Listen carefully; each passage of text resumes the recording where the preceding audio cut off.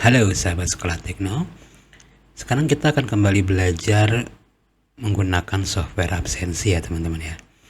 Nah sekarang kita akan belajar bagaimana caranya untuk mengkelompokkan nama karyawan berdasarkan divisinya ya teman-teman ya.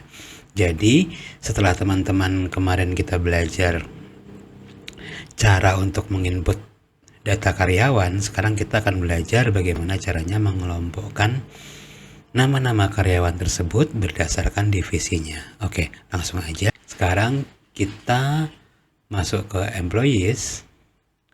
Nah, di sini sudah ada kategori berdasarkan divisinya ya teman-teman ya.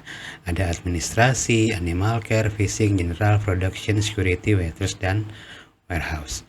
Nah, di sini kalau saya klik, masih terdapat nama-nama yang belum ada divisinya teman-teman.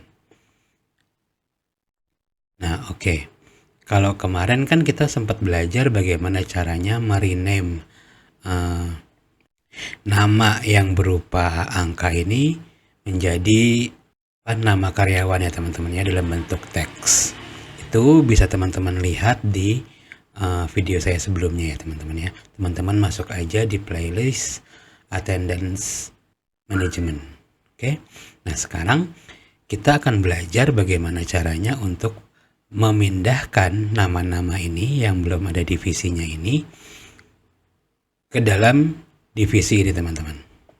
Katakanlah kita udah tahu kalau yang namanya Wadidau ini sama Jelo ini sama Britney ini akan masuk ke divisi production misalnya. Nah, caranya bagaimana supaya 3 nama ini masuk ke production? Ini sebelumnya kita klik dulu 3 nama ini. Teman-teman tekan aja kontrol. Setelah kita klik 3 nama ini, lalu kita pindah ke tombol ini teman-teman. Transfer employee. Nah, transfer employee ini kita klik, lalu baru kita pilih nama divisinya. Tadi kita akan menempatkan dia di divisi production kan teman-teman ya. Jadi kita klik production, klik, lalu kita klik OK.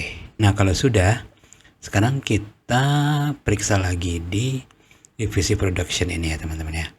Nah kita lihat, oh di sini ternyata nama yang kita input tadi yang ini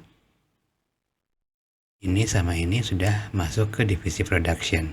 Nah kalau kita lihat di Sekolah Tekno, namanya sudah nggak ada. Yang di luar ya teman-teman ya, yang di luar divisinya itu nama yang 3 tadi sudah tidak ada. Kenapa? Karena sudah masuk ke divisi production. Seperti itu ya teman-teman ya. Nah kalau semisal kita melakukan kesalahan nih teman-teman, ternyata si Sony Wakwau ini harusnya divisinya adalah warehouse misalnya. Ini gimana caranya? Jadi ini kita klik aja Sony Wakwau, terus kita klik yang ini lagi. Nah sekarang kita pindahkan.